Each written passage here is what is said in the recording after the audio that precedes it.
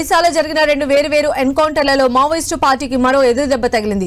2 వేర్వేరు ఎన్కౌంటర్లలో 6 మృతి చెందగా ఇందులో మావోయిస్టు పార్టీ కేంద్ర కమిటీ సభ్యుడు పాక హనుమంతు అలియాస్ గణేష్ కూడా ఉన్నారు. ఈ విషయాన్ని కేంద్ర హోంమంత్రి అమిత్ షా కూడా ప్రకటించారు. దీంతో మావోయిస్టు రహిత రాష్ట్రంగా ఒడిశా మారిపోతుందన్నారు.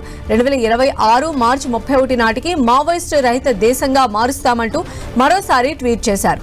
నల్గొండ జిల్లా చండూరు మండలం పుల్లంలకు చెందిన గణేష్ బీఎస్సీ చదువుతూ ఉండగా విప్లవోద్యమానికి ఆకర్షితుడయ్యాడు. అప్పుడు అజ్ఞాతంలోకి వెళ్లిన గణేష్ పార్టీలో అంచెలంచెలుగా ఎదిగాడు.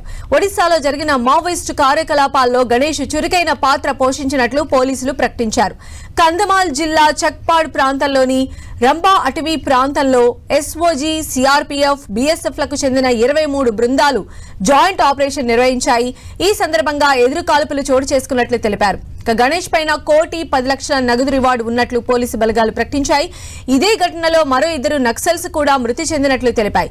అంతకుముందు కంధమాల్ జిల్లాలోని గుమ్మా అటవీ ప్రాంతంలో జరిగిన మరో ఎన్కౌంటర్లో 2 మావోయిస్టులు మరణించారు. గణేష్ మరణించిన ఘటనా స్థలం నుంచి 2 INSAS రైఫిల్స్, ఒక 303 తుపాకీని భద్రతా బలగాలు స్వాధీనం చేసుకున్నాయి. మరిన్ని అప్డేట్స్ మా ప్రతినిధి సైదులు అందిస్తారు. సైదులు, వరుసగా మావోయిస్టులకు ఎదురు దెబ్బలు తగులుతున్నాయని చెప్పవచ్చు.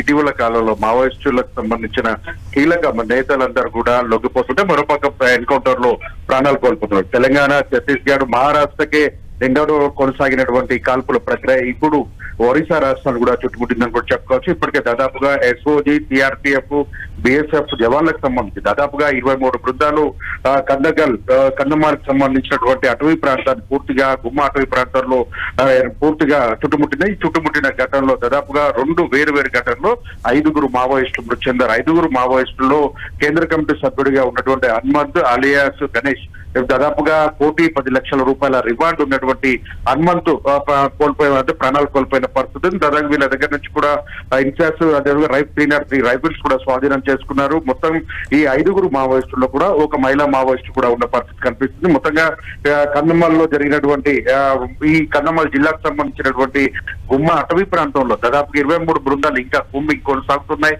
మావోయిస్టులను పూర్తిగా నిషేధించాలి. ఆ ప్రాంతంలో మావోయిస్టు రహిత ప్రాంతంగా ఒరిస్సాను కూడా తెలంగాణ, ఛత్తీస్గఢ్, ఒరిస్సా, మహారాష్ట్ర సరిహద్దు ప్రాంతాలు ఏవైతున్నాయి ఆ సరిహద్దు ప్రాంతాల్లో పూర్తి స్థాయిలో మావోయిస్టులు ఏర్వేద లక్ష్యంగా కొమ్మింగ్ కొడుతున్నారు. ప్రస్తుతానికి 5 మృతదేహాలను కూడా స్వాధీనం చేసుకున్నారు. 5 మృతదేహాలకు సంబంధించి కేంద్ర కమిటీ సభ్యుడిగా ఉన్నటువంటి హనుమంత్ అలియాస్ గణేష్ నల్గొండ జిల్లా, తెలంగాణకు సంబంధించిన నల్గొండ జిల్లా చూడూరు మండలానికి సంబంధించిన పుల్లెల గ్రామానికి సంబంధించిన వ్యక్తి.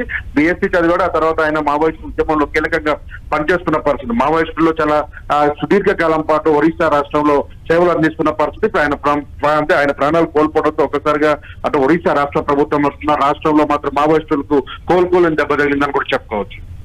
రైట్ సైదులు.